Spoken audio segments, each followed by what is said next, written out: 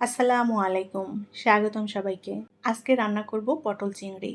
গরমের সময়টাতে এই পটলের তরকারিটা খেতে খুবই ভালো লাগে, শরীর ঠান্ডা রাখে। আর চিংড়ি মাছ খেতে তো সবাই ভীষণ পছন্দ করে। পটল চিংড়িটা আজকে যেভাবে রান্না করেছি এভাবে রান্না করলে খুবই মজার হয়, সাদা ভাত দিয়ে দারুণ লাগে।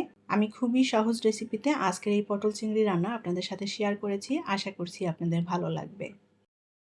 বাজারে এখন নতুন পটল এসেছে আর পটলগুলো সাইজে ছোট। তো আমি এরকম কয়েকটা ছোট সাইজের পটল উপরের খোসা ফেলে দিয়ে তারপরে এভাবে ছোট টুকরো করে কেটে নিয়েছি। এটা যার যার পছন্দ মতো সাইজ করে কেটে নেওয়া যাবে। আমি ছোট চিংড়ি দিয়ে রান্না করব, যার কারণে পটলগুলো একটু ছোট টুকরো করে কেটে নিয়েছি। আর পটল খুব ভালোভাবে ধুয়ে পরিষ্কার করে নিয়েছি। রান্নার জন্য কড়াইতে আমি 1 টেবিল চামচ পরিমাণ তেল দিয়ে দেব। অল্প তেল মশলাতে রান্না করব। এখন তেলের মধ্যে দিয়ে দেব ছোট সাইজের একটা পেঁয়াজ কুচি। পেঁয়াজটা হালকা ভেজে নেব। চাইলে এখানে পেঁয়াজটা একটু বেটেও দেওয়া যাবে।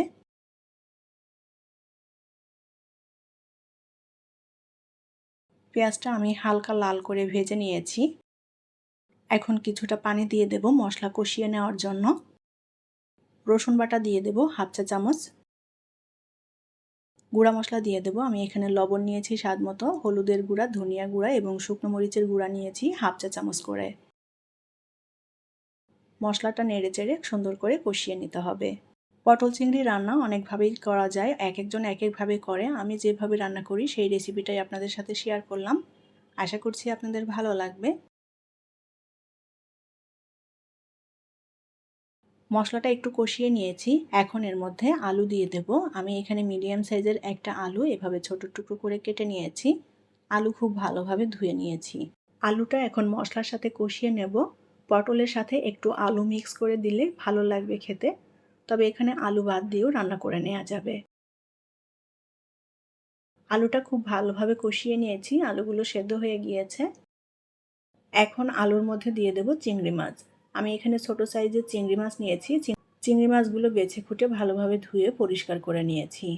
এখন আলুর সাথে চিংড়িটা ভালো করে নেড়ে চেড়ে মিলিয়ে নেব। এখানে বড় চিংড়ি দিয়েও রান্না করে নেওয়া যাবে একইভাবে। এবার এর মধ্যে দিয়ে দেব কেটে রাখা পটল। পটলগুলো দিয়ে মশলার সাথে নেড়ে চেড়ে ভালো করে মিশিয়ে নেব। চুলার আঁচ অল্প রেখে এখন পটলটাকে আমি কিছুক্ষণ কষিয়ে নেব। বারে বারে নেড়ে চেড়ে দিতে হবে যেন মশলা পুড়ে না যায়। পটলগুলো এখানে একদম নরম এবং কচি ছিল, এটা তাড়াতাড়ি সেদ্ধ হয়ে যাবে, রান্না করতেও খুব বেশি একটা সময় লাগবে না। আমি 3-4 মিনিট মতো পটলটা কষিয়ে নিয়েছি মশলার সাথে। এখন পরিমাণ মতো করে ঝোলের পানি দিয়ে দেব। একটু ঝোল ঝোল রাখবো সেভাবে পানি দিয়ে দিলাম। ঝোলটা ভালোভাবে ফুটে উঠেছে, উল্টাপাল্টা করে একটু নেড়ে চেড়ে দিলাম। এখন এর মধ্যে দিয়ে দেব কাঁচামরিচ। আমি এখানে 6টা কাঁচামরিচ একটু চিড়ে নিয়েছি। জিরার গুঁড়া দিয়ে দেব 1/2 চা চামচ। জিরাটা এখানে টেলে তারপরে গুঁড়া করে নিয়েছি। নেড়ে চেড়ে মিলিয়ে নেব। এখন এর মধ্যে দিয়ে দেব একটু ধনেপাতা কুচি। আবারও নেড়ে চেড়ে দেব। তরকারির ঝোলটা আর সামান্য টানিয়ে নেব।